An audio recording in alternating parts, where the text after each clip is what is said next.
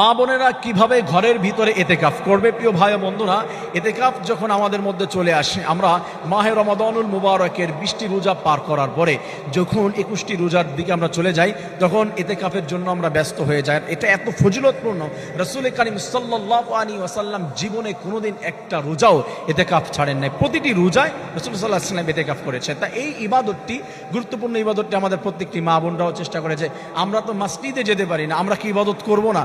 আমাদের তো ইবাদতের প্রয়োজন রয়েছে। তারা কিভাবে এতেকাফ করবে, সেই এতেকাফের ব্যাপারে তাদেরকে আমি বুঝিয়ে বলছি। এতেকাফ হচ্ছে নিজেকে আবদ্ধ করা, নিজেকে একাকিত্ব স্থানে নিয়ে যাওয়া, আল্লাহ তাআলার ইবাদতের ভিতরে মগ্ন হয়ে যাওয়া। ইবাদতের মূল হচ্ছে এইটা। তা মসজিদে গিয়ে দেখা যায় সাধারণভাবে একটা পর্দা দিয়ে দেয়, একটা আড়ালে এতেকাফ করে। আর মা বোনেরা তারা তো মসজিদে গিয়ে এতেকাফ করবে না, তারা ঘরের ভিতরে এতেকাফ করবে। তাদের উচিত হবে, যদি আলাদা কোনো রুম থাকে, ওই রুমটায় আমার কোনো মা কোনো বোন সেখানে আলাদা থাকবে, সেখানে চতুর্দিক দিয়ে পর্দা দিয়ে রাখবে। মানে হচ্ছে কারো মানুষের সাথে খুব বেশি দেখা না হয়। আল্লাহ তাআলাকে নির্জনে একবারে স্তব্ধ স্থানে বসে রিল্যাক্সে পৃথিবীর কিছু দেখবে না, এরকম না যে পর্দা দিয়ে অন্ধকারের ভিতরে মরে যাবে, তা নয়।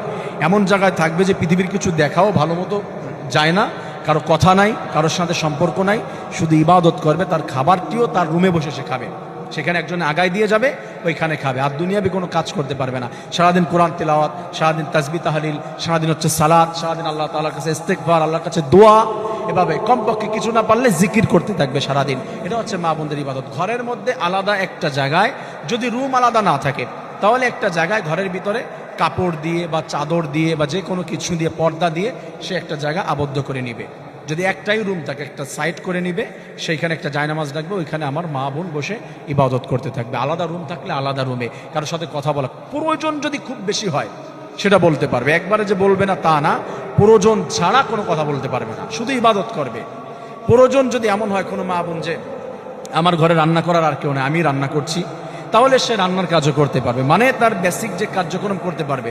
তার হাজব্যান্ড চাকরি করে বা বাইরে থাকে, সে ঘরের ভিতরে একা থাকে, সারাদিন সে এতেকাফ করবে এবং প্রয়োজনীয় কাজগুলো করবে, এর বাইরে করবে না। আমি মনে হয় বোঝাতে পেরেছি।